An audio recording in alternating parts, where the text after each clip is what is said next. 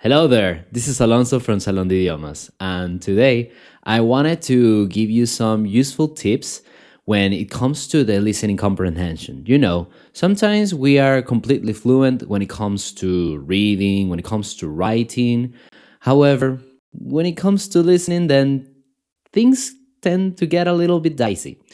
Now, there are some interesting details that you could focus on that can give you a helping hand when it comes to, getting the hang of it. Now, the very first thing that you have to know is that this is normal. Like, not understanding what others are saying can be a little bit tricky, and that is completely normal. There's nothing wrong with you. Besides, don't be too hard on yourself. Okay, sometimes we are always like, hey, I should know more than this, I should know more about this whole thing, and we end up just getting frustrated and not learning anything. Besides, you are supposed to enjoy your language learning process. Likewise, a really useful tip that probably you might know of is to read in English as well as listen in English while you are like watching a movie. You just have to like turn on the subtitles. Preferably, you should choose the option that says closed captions or CC. That way, you are going to read exactly what the character or the person is saying. Later, you should turn off the subtitles to see how much you can get from that, okay? Now, another interesting thing or another really critical thing that you have to bear in mind is to make sure that you take a look at the whole picture, okay? Not just like making sure that you understand every single word.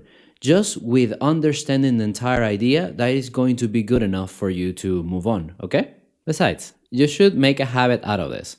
Like, you could include your favorite podcast in English while you are doing the dishes, or perhaps while you are running every single morning, or whenever you prefer it. That could be a way to include your listening comprehension to every single aspect of your life, which means, by the way, which takes me to the part of the immersion. It is necessary that you have as much immersion as possible. That way, you are going to get used to listening to this language every single time. Now, sometimes things cannot be as simple as it sounds, since there are some interesting aspects that you should know of, and we're gonna practice those right away. First and foremost, when you are listening, sometimes you could listen the exact same words, however, someone meant something completely different. This could be due to the pauses that they could make throughout the entire speech. For instance, we're going to practice with a couple of examples, and if you want, you can tell me what you think about it in the comment section. It's not a good idea to be brutally honest. It's not a good idea to be brutally honest.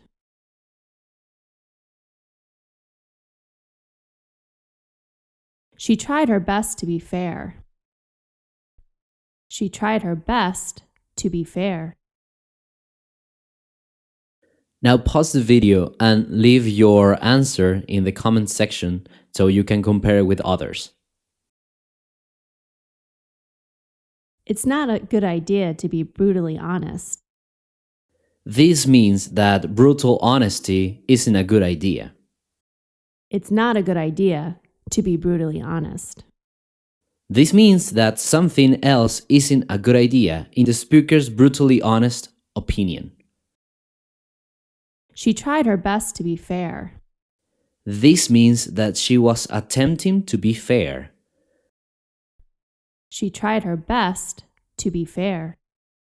And this means that she was trying hard to do something which the speaker thinks is only fair to mention. How was it? As you can see, just making a little pause can change the meaning of an entire sentence. However, there's more into it. For instance, if you change the intonation of a single word, then you could change the message or the focus of the message that the speaker wants to convey. Here's a little exercise so you can understand where I'm coming from. Did you know that he crashed his car? Did you know that he crashed his car? Now pause the video and leave your answer in the comment section so you can compare it with others. Did you know that he crashed his car? The first time that you listen to the sentence, the focus is on whether or not you know if this person crashed the car. Like crashing or to crash the car is the most meaningful part of the sentence. Did you know that he crashed his car? While the second time that you listen to the sentence, the focus is on whether or not you, the person, knows that he crashed the car. You see? How was it? So, as you can see, or as you can listen to, not only do you have to pay attention to what are the words that they are saying, but also how they are saying these words, okay? Now, one last thing that you should bear in mind, and believe me, this is critical, is the connected speech. In simple words, this means that you connect two words and they end up sounding just like one. Now, connected speech has 5 different categories. Let's take a look at them, shall we? The first one is catenation. This happens when a consonant gets attached to the first vowel sound of the beginning of the following word. For instance, you have something like trip over, often sounds like trip over, or clean up ends up sounding like clean up. Secondly, you have intrusion. This happens when an extra sound squishes in between two words. These intruding sounds often are like J, W, or R. For instance, instead of saying he asked, it sounds more like he asked. Or instead of do it sounds more like do it. Or there is sounds like there is. Moreover, then we have elision, and this happens when one of the last sounds of the words disappear. This happens more often with the T and the D sound. Instead of saying next door, you have something like next door. Or instead of most common, it's shortened to most common. Then we have the assimilation, which is when you end up creating a whole new different sound when you put two words together. For instance, instead of saying don't you, it sounds like don't you, or meet you, meet you. Did you, did you. Lastly, you have the geminates. These are like long or double consonant words. This is when the first word ends with the same consonant sound that the next word begins with.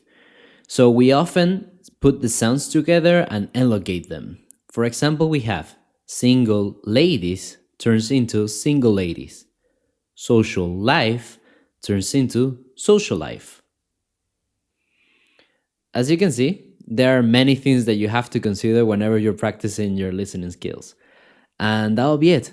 I hope that you liked this video, and if you have, just simply click the like button as well as the subscribe button. It'll help us a lot.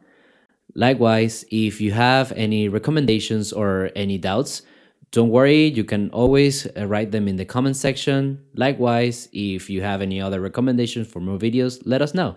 And that'll be it for today. Take care. Bye.